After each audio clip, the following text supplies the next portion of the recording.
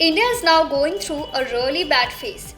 The economic slowdown was already existing, but after the beginning of the pandemic, the lockdown followed by the exodus of migrant workers leaving for their homes from multiple states, job losses, shutdowns have resulted in the national economy to do a nosedive, which stands out with the GDP data now in the public domain. The GDP or gross domestic product growth rate stands at minus 23.9% at the present as per the data released by the Ministry of Statistics and Program Implementation for the April to June quarter.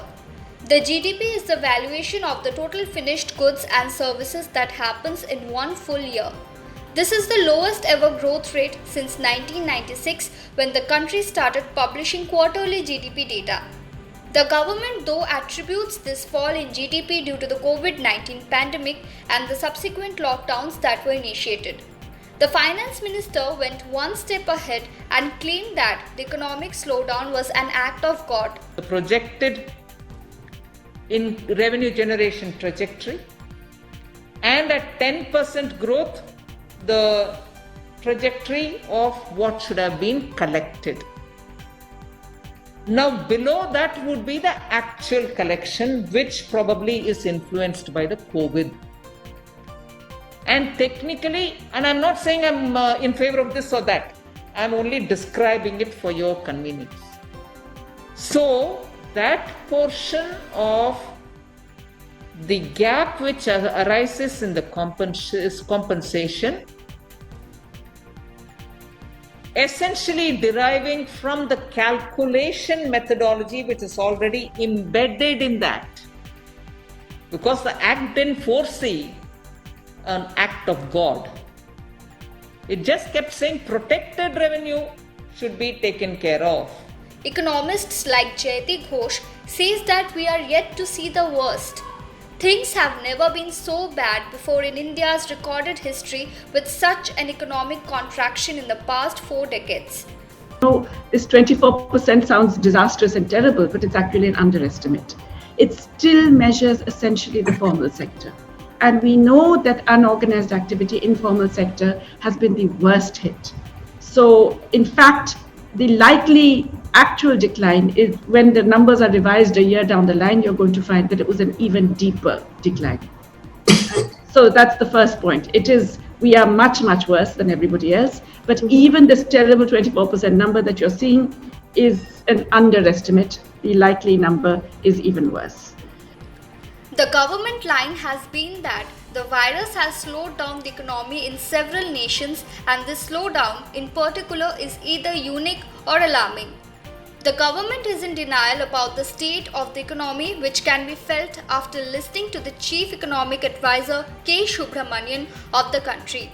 There is a recovery that is on, and that is a V-shaped recovery. In other words, after the decline, the output levels have been actually becoming better.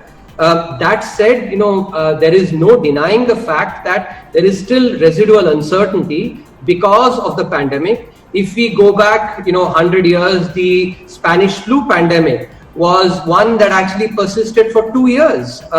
So there is no denying the fact that there is a health, a pandemic that is going on, which creates uncertainty, and therefore people, resort to what we economists call the precautionary motive to save, which affects discretionary consumption. People are not going to restaurants, basically not going, to hotels on a vacation. Those do affect consumption. So all one is saying is that compared to the decline which happened because of the lockdown, there is a recovery which is actually, V-shaped. That is not denying still the fact that there is actually, there is still uncertainty. But I think the worst is behind us, and going forward, the numbers will be better.